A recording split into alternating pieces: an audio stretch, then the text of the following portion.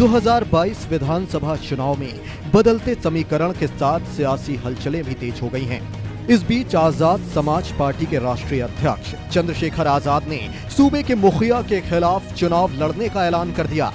बीते सोमवार को योगी सरकार को खुली चुनौती देते हुए कहा, योगी आदित्यनाथ कोई भी सीट तय कर लें, ऐसा नहीं है कि मैं सुरक्षित सीट से चुनाव लड़ूंगा, मैं वहां से लड़ूंगा जहां से योगी आदित्यनाथ चुनाव लड़ेंगे।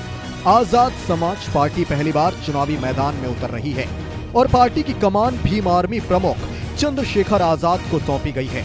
वहीं चुनाव लड़ने के सवाल पर चंद्रशेखर ने यूपी सरकार पर निशाना साधते हुए कहा, चुनाव लड़ने का फैसला पार्टी की कोर कमेटी तय करती है। अगर आप मेरी इच्छा पूछेंगे तो मैं वहीं से चुनाव लड़ूंगा जहां से यूपी के मुख्य योगी आदित्यनाथ लड़ेंगे। उन्होंने जिस तरह से लोगों पर जुल्म किए हैं उसका बदला लेने के लिए उनके खिलाफ चुनाव लड़ूंगा और उन्हें विधानसभा में घुसने नहीं दूंगा। इतना ही नहीं, चंद्रशेखर ने यहां पर गठबंधन पर भी बातचीत की और बीएसपी के साथ गठबंधन पर अपनी इच्छा जताते हुए कहा, योगी को हराने के लिए किसी मजबूत प्रत्याशी को ही मैदान में उतरना चाहिए। गठबंधन की बात पर चंद्रशेखर ने कहा कि मेरी प्राथमिकता बीएसपी रहेगी।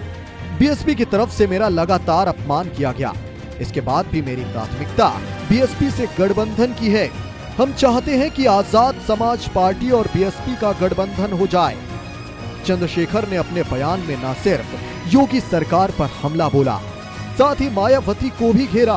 बकौल चंद्रशेखर, दलित वोटर किसी का गुलाम नहीं है, आजादी के वक्त कांग्रेस के साथ रहा। रामविलास पासवान, जगजीवन राम, मान्यवर काशीराम और बहन जी के साथ रहा। दलित समाज हमेशा लड़ने वाले नेता को पसंद करता है। मेरे लिए बहुजन समाज सर्वोपरि है, इसलिए मैंने पहल की है और चाहता हूं कि बीजेपी को रोकने के लिए बीएसपी और आजाद समाज पार्टी को साथ आना चाहिए। पहली बार चुनावी मैदान में उतर रहे चंद्रशेखर आजाद की दलित वोटर्स पर पकड़ काफी मजबूत है।